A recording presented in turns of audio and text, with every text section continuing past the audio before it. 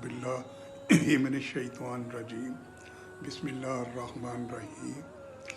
आज मैं सूरह अल कहफ शुरू कर रहा हूँ। ये मक्की सूरत है और इसकी 110 आयात हैं और 12 रुकू हैं। तो इसको मैं कोई 3 हिस्सों में तकसीम किया है क्योंकि ज़रा लंबी है, तो ज़रा समझने में भी आसानी रहेगी और पेश करने में भी। तो नमाज का जैसे मैं ज़िक्र पहले करता हूँ कि नमाज हमारे लिए ऐसे ही ज़रूरी है जैसे कि हमें सांस लेना ज़रूरी है। तो इसलिए नमाज की बाकायदा पाबंदी करें। अल्लाह ताला हमें सजदों की नेमत से आशना करे, आमीन। तो कहफ अरबी ज़ुबान में नमाज गार को कहते हैं। असहाब काफ के मैनी गार वाले, और इसी गार के नाम पर सूरत को सूरत अल कहफ कहा जाता है। मक्का मुकरमा के कुछ सरदारों ने 2 आदमी मदीना मुनव्वरा के यहूदियों के पास ये मालूम करने के लिए भेजे कि तौरात और अंजील के ये उलमा हज़रत सल्लल्लाहु अलैहि वसल्लम के दावा नबुव्वत के बारे में क्या कहते हैं। यहूदी उलमा ने उनसे कहा कि आप हज़रत सल्लल्लाहु अलैहि वसल्लम से 3 सवाल कीजिए। अगर वो इनका सही जवाब दे दें तो समझ लेना कि वो वाकई अल्लाह के सच्चे और प्यारे नबी हैं। अगर वो सही जवाब ना दे सकें तो इसका मतलब ये होगा कि उनका नबुव्वत का दावा सही नहीं है। तो पहला सवाल ये था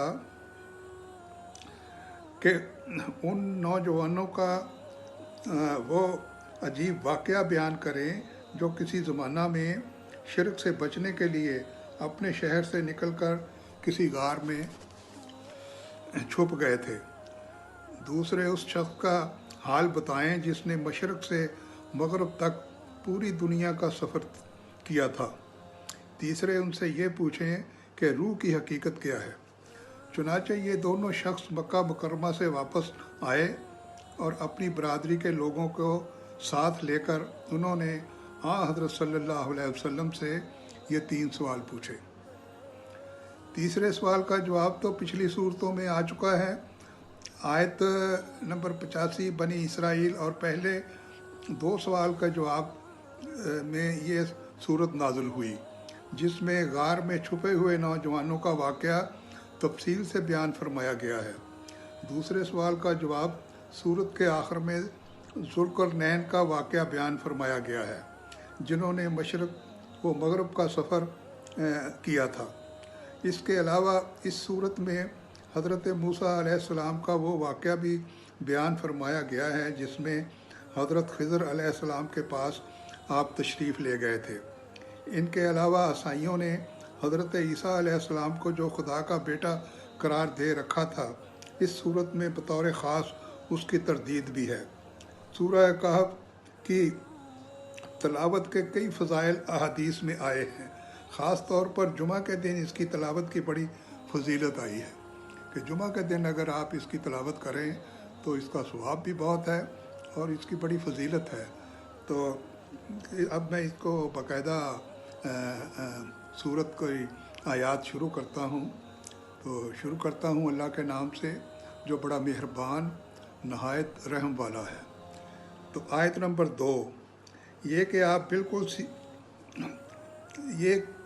ये किताब बिल्कुल सीधी है ताकि वो ख़बरदार करे एक बहुत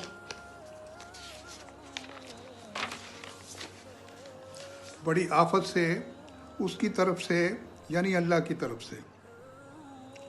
तो इसकी तफसीर ये है कि बहुत सी अहादीस में हमें ये वजाहत भी मिलती है कि दज्जाली फितना के साथ सूरह अल कहफ की एक ख़ास मुनासबत है और इस फितना के असरात से महफूज रहने के लिए इस सूरत के साथ ज़हनी और कल्बी तअल्लुक़ कायम रखना बहुत मुफीद है। इस मकसद के लिए अहादीस में जुमा के रोज़ सूरह अल कहफ की तलावत करने की तलकीन फरमाई गई है, और अगर पूरी सूरत की तलावत ना की जा सके तो कम अज़ कम इसकी इब्तदाई और आखिरी आयात की तलावत करना भी मुफीद साबित होगा। तो यहाँ पर दजाली फितना की हकीकत के बारे में कुछ वजाहत भी ज़रूरी है। दजल के लफ्ज़ी मानी है धोखा और फरेब के हैं। इस मफहूम के मुताबिक दज्जाल ऐसे शख्स को कहा जाता है जो बहुत बड़ा धोखेबाज हो, जिसने दूसरों को धोखा देने के लिए झूठ और फरेब का लबादा ओढ़ रखा हो। इसलिए नबुव्वत के झूठे दावेदारों को भी दज्जाल कहा गया है। चुनांचे नबी अकरम सल्लल्लाहु अलैहि वसल्लम ने जिन 30 दज्जालों की पैदाइश की खबर दी है, उन सब से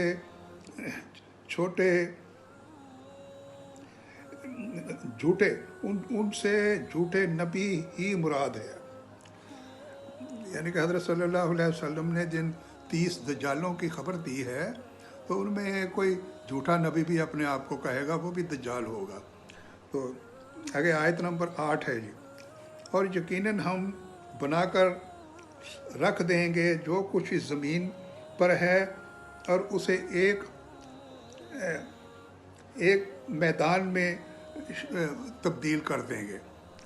तो तफसील इसकी ये है कि क़यामत बर्पा होने के बाद इस ज़मीन की तमाम आराइश व ज़बाइश ख़त्म करके इसे एक साफ़ हमवार मैदान में तब्दील कर दिया जाएगा। ना पहाड़ और समुंदर बाकी रहेंगे और ना ये हसीन और दिलकश अमारात। इस वक्त ज़मीन की सतह एक ऐसे खेत का मंजर पेश कर रही होगी जिसकी फसल कट चुकी हो और उसमें सिर्फ बचा खुचा चूरा इधर उधर बिखरा पड़ा हो। तो आयत नंबर 15, हमारी इस कौम ने बना लिए हैं उसके सिवा दूसरे माबूद, तो क्यों नहीं पेश करते वो उनके बारे में कोई वाज़ेह दलील। तो उस शख्स से बढ़कर कौन जालिम होगा जिसने अल्लाह पर झूठ बांधा है। तो आयत नंबर 17, जिसे अल्लाह हदायत देता है वही हदायत याफ्ता होता है, और जिसे वो गुमराह कर दे तो उसके लिए तुम नहीं पाओगे कोई मददगार राह पर लाने वाला। तो आयत नंबर 23, किसी चीज़ के बारे में ये ना कहा करें कि मैं ये काम कल ज़रूर कर दूँगा। इसकी तफसीर बड़ी वाज़ेह है और ये समझने के लिए बहुत ज़रूरी है कि इस आयत में एक बहुत अहम वाक़या का हवाला है। जब अहले मक्का ने रसूलुल्लाह सल्लल्लाहु अलैहि वसल्लम से सवालात किए तो आपने फरमाया कि मैं आप लोगों को इन सवालात के जवाबात कल दे दूँगा। इस मौके पर आप सल्लल्लाहु अलैहि वसल्लम ने सहवन इंशाअल्लाह नहीं फरमाया। इसके बाद कई रोज़ तक वही नहीं आई। ये सूरत हाल आप सल्लल्लाहु अलैहि वसल्लम के लिए इंतहाई परेशान कुन थी। मुखालफीन खुशी से तालियां पीट रहे होंगे, आपको नाकामी के ताने दे रहे होंगे और आपको ये सब कुछ बर्दाश्त करना पड़ रहा होगा। इससे अंदाज़ा होता है कि अल्लाह ताला अपने महबूब बंदों को कैसी कैसी सख्त आजमाइशों से दो चार करता है। आम लोग अपनी रोज़मर्रा की गुफ्तगू में कैसी कैसी लायानी बातें करते रहते हैं, लेकिन अल्लाह के यहाँ उनकी पकड़ नहीं होती, इसलिए कि वो अल्लाह के यहाँ अहम नहीं होते। मगर यहाँ एक इंतहाई मुकर्रब हस्ती से सहवन एक कलमा अदा होने से रह गया, तो बावजूद इसके कि मामला बेहद हसास था, वही रोक ली गई। बिल आखिर कई रोज़ के बाद जब अल्लाह को मंजूर हुआ तो हज़रत जिब्राईल अलैहिस्सलाम सवालात के जवाबात भी लेकर आए और साथ ये हदायत भी की कि कभी किसी चीज़ के बारे में किसी की यूँ ना कहें कि मैं बिल्कुल ये कल कर दूँगा, बल्कि इसमें इंशाअल्लाह कहना बहुत ज़रूरी है, क्योंकि अल्लाह ताला को ये लफ्ज़ पसंद है। इसके अलावा अगर आप कह दें जी कि अच्छा जी मैं कल कर दूंगा, कल आ जाऊंगा, कल मिल लूँगा, कल आपको दे दूंगा कोई चीज़, लेकिन अगर इंशाअल्लाह नहीं कहा तो फिर उस पर यकीनी तौर पे आपको नाकामी होती है। तो अल्लाह ताला ने यहाँ इस आयत में इंसानों को ये कुरान पाक के ज़रिए और हुज़ूर सल्लल्लाहु अलैहि वसल्लम के ज़रिए पैगाम पहुँचाया है कि आप इंशाअल्लाह ज़रूर कहा करें। तो ये मैं आयत इधर ही ख़त्म करता हूँ।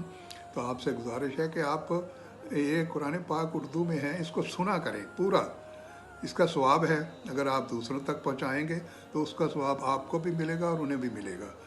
اللہ تعالیٰ آپ کا حامی و ناصر ہو۔ اللہ حافظ۔